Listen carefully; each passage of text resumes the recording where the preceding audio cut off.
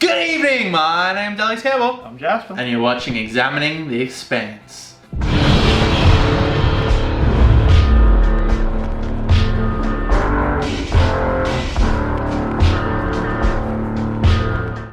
So we open with this fast-paced action sequence depicting Bobbie Draper going through this training situation. Yes.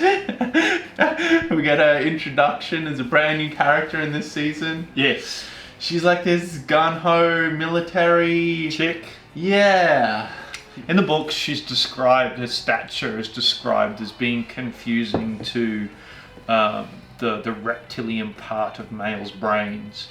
They don't know whether or not to flee or fuck. Yeah, the way that she's described. She's described as she can't walk through a gym without putting on another pound of muscle. So I don't know that the actor is like the best one. Like she's supposed to be fucking huge. Like Brianna Tough, kind of. Yeah, but like just like fucking jacked. Yeah. The actress, who is a New Zealander, which is cool to hear the Kiwi accent, she is actually a boxer. So they tried to get someone who's like... That's fair. There's a moment in one of the ships where they're going down to Phoebe Station where she's going through the dialogue of getting all these Marines ramped up, you know, the typical like... Well, that scene reminded me a lot of 40k. Okay. She's a space marine. Yeah. Right? Like she is a space marine in that scene where she's talking about like who we're going to ground Earth's... Drink all the water. Yeah. Who's gonna feast on Earth's sky and drink their rivers dry? Who's gonna scrub their mountains into fine Martian dust? Till the rains fall hard on Olympus Mons, who are we? I can't hear you! Who are we? She does well with the dialogue though. Yeah. I believe her as that part. But yeah, That's like... fair. No, yeah, definitely. Yeah, you were talking about Naomi as well. In the She's books. supposed to be like fucking 2 foot tall. Yeah. Really skinny. So yeah, I guess... Well, so Holden is described as coming up to a chin if they're in gravity. Yeah, so they did what they could with the casting, I guess. At a certain point, it's just like, if it's a good actor or actress, you got to hire them for the role. Yeah. Can't get really tall, skinny people, or like female... Well, Naomi in particular is supposed to look freakish. Yeah. Not freakish, but she's described as being like such a mongrel blend of different nationalities that you can't really tell what nationality she is. So she's supposed to be sort of like alienly beautiful. Yeah, I started listening to the books. Did you? Yeah, I'm 4 hours into Leviathan Wakes. There you go. Been going for a ride and listening, and yeah, It's fucking amazing. Yeah, it's great. Yeah.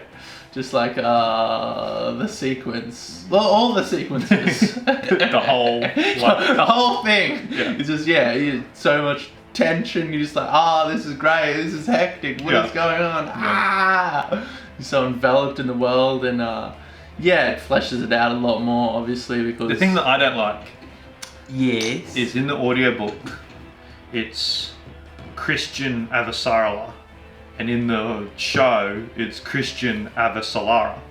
So change the pronunciation. pronunciation. I don't know. Yeah, the pronunciation is different. It's just like that irks me. Yeah. Is this the Indian lady with the raspy voice? Yeah. Yeah.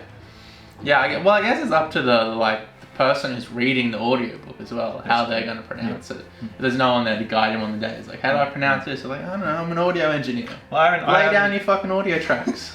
I haven't listened to it, but Aaron reckons that that's the same sort of thing with the audio books for Game of Thrones. Yeah. And some of the pronunciations switch like halfway through the series. Yes. Yeah. So I guess if it's the same voice actor, he was educated more on the pronunciation, or he just forgot and changed his mind because he's just doing Saw his the job. show. Yeah.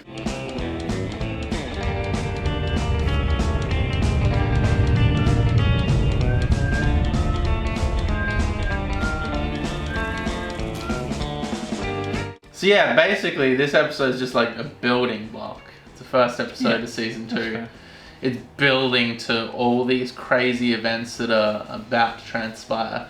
But even still, that it's just building on these events. It's still all like the Rocinante, right? There's all this crazy shit going on within the ship to keep the tone and there's a whole bunch tension, of subplots going on. Yeah, Holden has like this PTSD, He's all fucked up. Yeah. He's been irradiated. There was a shot there where they gave him the slow release. Yeah, like anti-cancer medication. Makes and him sterile. Injects like a thing and instantly puffs up a region. That looked fucking cool. That was a really nice shot. It did look, like it was seamless. Not a simple little special effects, practical special effects thing that looked really fucking cool. How long are you wear this?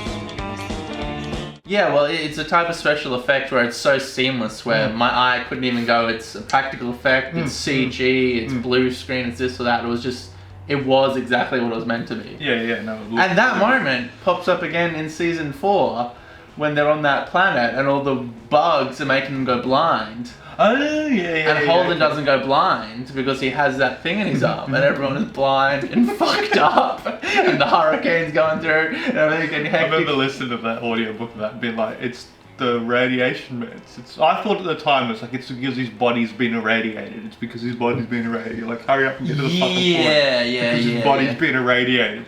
It's not, it's because of the medication, but it's still like... still got that they take a fucking fair while to come to that realization. Yeah, in the show I don't remember it being that slow too, but I was fucking blazed as fuck, so perhaps I wasn't picking up on the obvious reveal that was coming. But it's like a great storytelling moment. It's like the authors are familiar enough with their material where like some seed that they dropped in like the first book, they're like, oh, remember that thing? We should tie this in here. Because I presume it wasn't part of the grand plan. Well, I mean, through the whole series, it's an issue. Like, his fucking cancer meds are an issue. The whole... True. Well, he has to keep up his cancer meds, right? Like, because they just go indefinitely. fucking like crazy. So yeah, if they get stranded away from their ship, or if they get like, it's a constant thing that he has to keep up. Yeah, it for the whole fucking show. Doesn't play that big a part in the show. But there you go. That's awesome. I look forward to getting them. I'm only 4 hours in. Julie Mao went through the same shit. I bet she's a bitch about it, right? Don't talk to me while I'm dying, kid. So, I think it's very indicative of Miller's character that he's both like rambunctious and forward-thinking and self-loathing and has no regard for self-preservation, that he challenges Amos. Yeah. Amos last episode brutally murdered his mate. And now he's going to try and challenge Amos while to a he's fist fight. while he's battling with cancer. Yeah. He's whip thin because he's a belter. Yeah. And there's a great use of sound effects. He hits Amos and it's like and then Amos hits Miller and it's like an Indiana Jones style. Yeah. If you need to square up, you know where I am. Otherwise, you should move on because you're poisoning the air. Knocks him down. Then he gets back up and starts choking him out. Yeah, that's a great scene. Amos is like a dog that's been beaten as a puppy. Yes. And now... Well, that's what they end up... He ends up being referred to, as Holden's killer. Holden's leashed killer. That's who he is. Yeah, and I've talked about this on my SG1 reviews a lot, about the dynamic... Tilk. He's Tilk. Yeah, he's the Tilk. Yeah. It's the dynamic of the team, where each team has a function within the narrative, rather than like Indiana Jones, where like Indiana Jones is Daniel Jackson, he's Jack O'Neill, he's Carter, he's Tilk, did I already say Tilk? Yeah. He's all of them. And this is very much like SG1 with the crew. It's got, the 4 people with their 4 distinct... One of them's a chick, except now it's a chick of colour. But she's the mechanic. Yeah. She's the technical expert. Yeah. Right? It's the same thing as... Carter. Yeah. Tilk is at the tank, and then we got Amos, and And then we go to Picard, and Picard's crew all have distinct and individual functions to carry out within the narrative. Jasper? No, narrative? They didn't. There was no narrative. The blonde chick. It was just... The blonde chick. Like, she was the... Okay, so I'll tell you what Picard got right. I can tell you what Picard got right. Right? This is what Picard got right. Okay?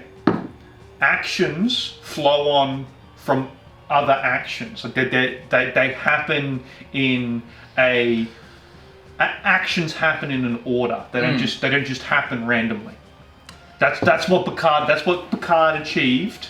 Like that would at least the like each plot element happened one after the other. It wasn't just random garbage. Yeah. Yeah. I could say that about Picard. That's fair. But yeah, the characters really had no attachment to the. Well, a lot of the time things were happening regardless of who was involved or what. If Picard wasn't there, I don't even care. I'm trying to remember back as to what actually happened. Those reviews were so bad. I got like 5 episodes in. I'm like, I don't care. No, I don't want to do this anymore. I don't want to sit down and meticulously point out how nothing makes sense. How crap this show is. I'm fucking out. I'm out. Yeah. We got to episode 10, our 10th review. How's the Doctor Who reviews going? I have not done one for 6 months. But I'm doing Expanse reviews. That's true. Yeah, so upwards and onwards. No point stagnating in your own piss-soaked pants like Picard. Yeah, that's fair. No, yeah.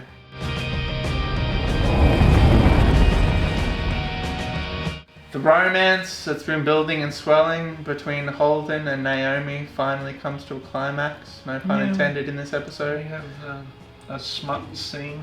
Yeah. But, as we've said before the show, it's not really about the characters that much. No, that's fair. They have a romance, but that doesn't... and also, it's 2 scenes. There's a lot of foreshadowing when they're talking and...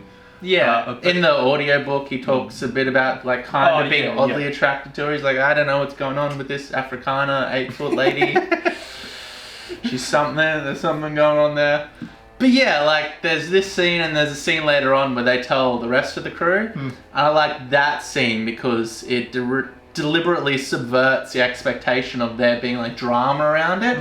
You're like, it's building up Amos being like, but Amos and Alex had this bet about it, and then it's like, they are fucking. All right, you win $10, and then the show drops. It's done. We don't need to fuck around with this. It's not about the characters. No. It's not about the romance. Well, it's not about the next event. It's no. I disagree. It's not about the conflict between the characters. Right? It's the story is not about conflict between these characters. Drama. There is drama. The conflict comes from an external source. And these characters are loving and likable, and they get along with each other, and they're nice people. They're a team. Functions. They work together.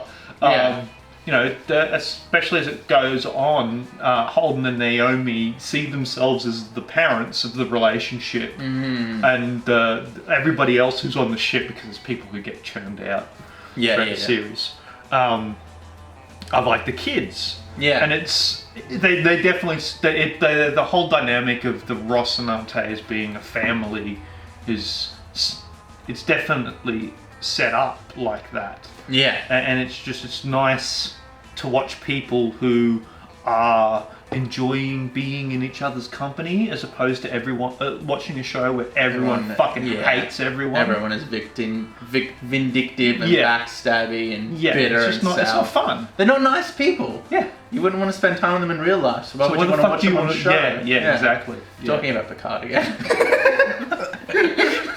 Maybe. Watch Picard. It's a bundle of joy. We're getting some escalation too between Earth and Mars.